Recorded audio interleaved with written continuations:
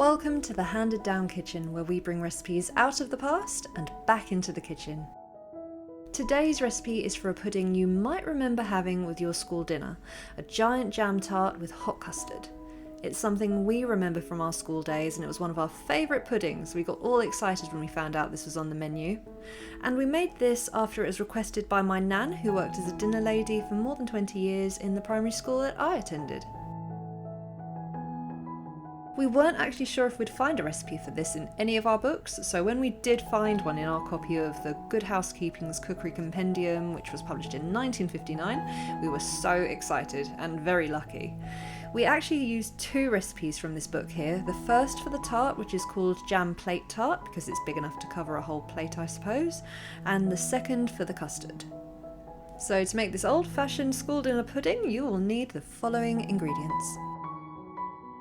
For the tart, you'll need 170 grams of plain flour, some cold water, a pinch of salt, 85 grams of margarine, the same amount of lard, about 4 tablespoonfuls of lemon curd, and the same amount of raspberry jam. And then for the custard, you'll need 28 grams of sugar, 2 tablespoonfuls of custard powder, a pint of milk, and some vanilla flavouring. First things first, we're going to make the pastry, and to date this has to be the quickest and easiest pastry we've made out of all of the old pastry recipes that we've made so far. So as usual, start by sieving your flour and a pinch of salt into a bowl and give this a quick mix.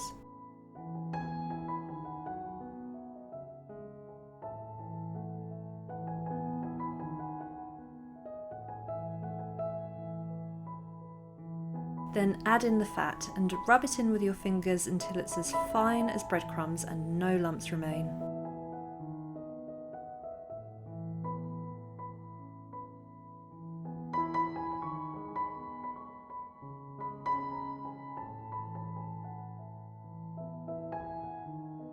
Then pour in just a drop of cold water to make this into quite a stiff dough, and stir this all together until you see it forming.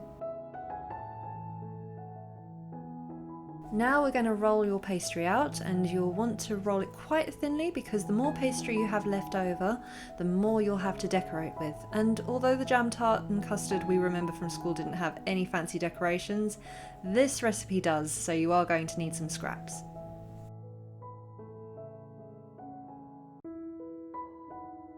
Flip your pastry into a tart tin and then press it into all of the edges and trim off the surplus.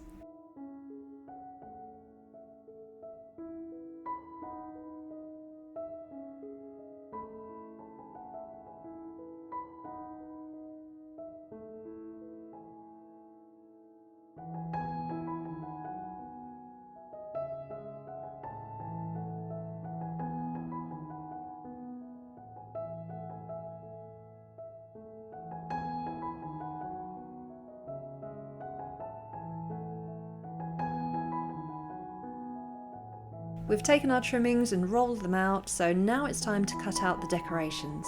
You're going to need lots of little round circles of pastry and 2 or 4 long strips of pastry.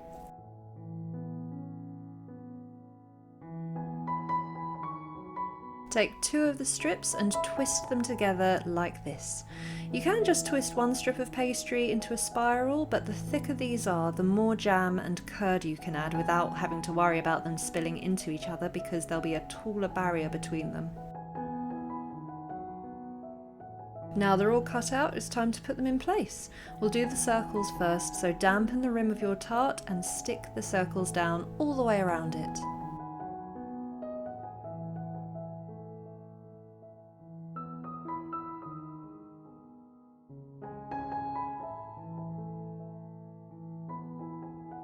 Take your twisted strips of pastry and put them in the middle of the tart, making a cross so you've got 4 sections to fill in. Prick the base a few times with a fork, and now we're going to move on to fillet. Fill alternate sections with the raspberry jam and the lemon curd. We used 2 generous tablespoonfuls of jam or curd per section.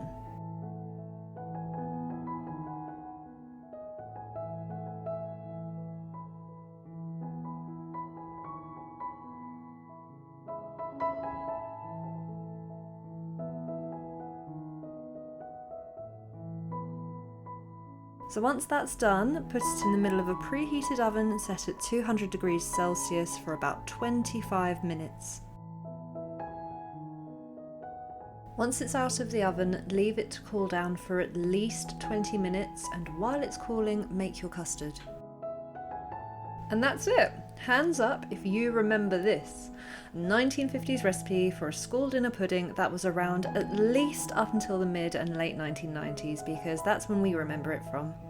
And if you want to make the custard to go with it, we've written how to make it according to the 1950s recipe we've used in the description box.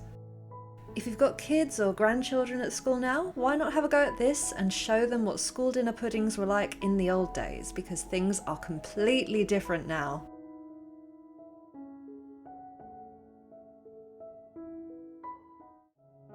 We hope you enjoyed this video. If so, please leave us a like, and if you'd like to see us recreate more antique or old recipes, be sure to subscribe to our channel.